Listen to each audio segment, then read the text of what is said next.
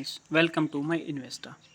Jupiter Wagons के Q2 के number हमें शानदार देखने को मिले, लेकिन उसके बाद भी स्टॉक में गिरावट हमें देखने को मिल रही है।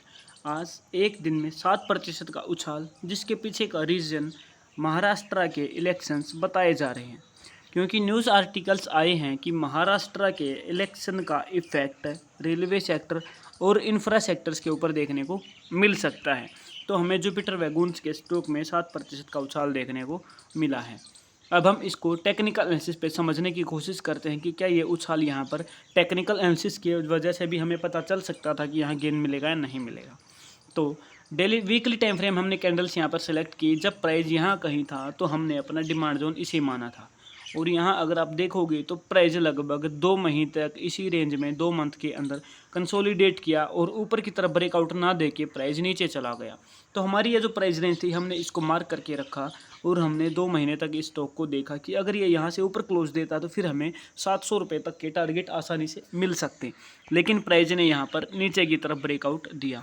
जब प्राइस नीचे की तरफ ब्रेकआउट देगा तो हम डेली टाइम फ्रेम पर जाएंगे, तो हमने वहाँ पर देखा कि प्राइस बार बार मूविंग एवरेज 50 को, इस ट्रेंड लाइन को यहाँ पर बार बार डाउन ट्रेंड में रिस्पेक्ट करते हुए नीचे जा रहा है। हमें ये चीज़ समझ में आई।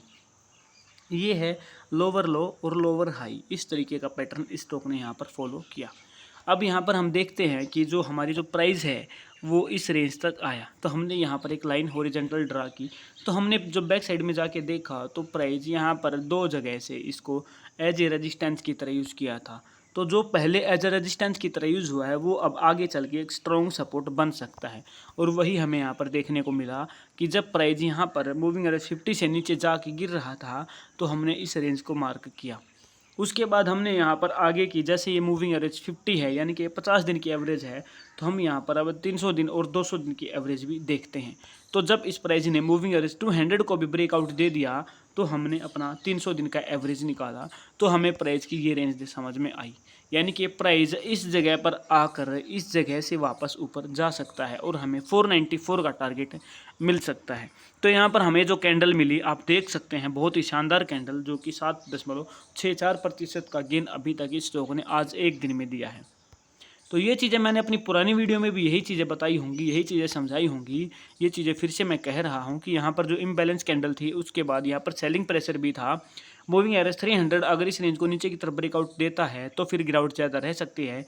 अदरवाइज अब हमें पहला टारगेट 485, दूसरा टारगेट 494 का आसानी से मिल सकते हैं। उसके बाद हमें प्राइस में दोबारा गिरावट देखने को मिल सकती है। लेकिन अगर हमारी क्लोजिंग यहाँ पर आप देखोगे तो 526 रुपये से अगर ऊपर मिल जाती है तो फिर हमें शानदार टारगेट इस स्टॉक में दोबारा से मिल सकेंगे। तो ये इस स्टॉक का बॉटम हो सकता है, जो कि गिरावट के बाद हमें बन रहा है। तो यहाँ से इस स्टॉक पर आप नज़र बना कर रखिएगा। मुझे उम्मीद है ये चीज़ें आपको समझ आई हैं। अगर ये वीडियो आपको पसंद आई है तो वीडियो को लाइक ज़रूर कीजिएगा। आप पिवेट इंडिकेटर भी यूज़ कर सकते हैं जो इन पिवेट्स को बताएगा, जैसा कि आप यहाँ पर भी देख सकते हैं कि ये इन पिवेट्स को बता रहा है। तो अब यहाँ पर S1 के बाद से पहला टारगेट आपको पिवेट लाइन मिल सकता है 485, दूसरा 501, 552, ये टारगेट आपको मिल सकते हैं। उससे नीचे अगर स्टॉप लॉस के बिना आप ट्रेड करते हैं तो अगर गिरावट रहती है तो फिर आपको स्टॉप लॉस रखना जरूरी है। तो स्टॉप लॉस आपका 413, 377, 341 ये रह सकते हैं, जबकि इतनी बड़ी गिरावट की इस स्टॉक में कहीं दिख नहीं रही है। तो मुझे उम्मीद है ये चीज़ आपको समझ आई है, वीडियो आपको पसंद आई होगी। वीडियो पसंद है वीडियो को लाइक करें और चैनल को सब्सक्राइब करना ना भूलें। Thank you very much.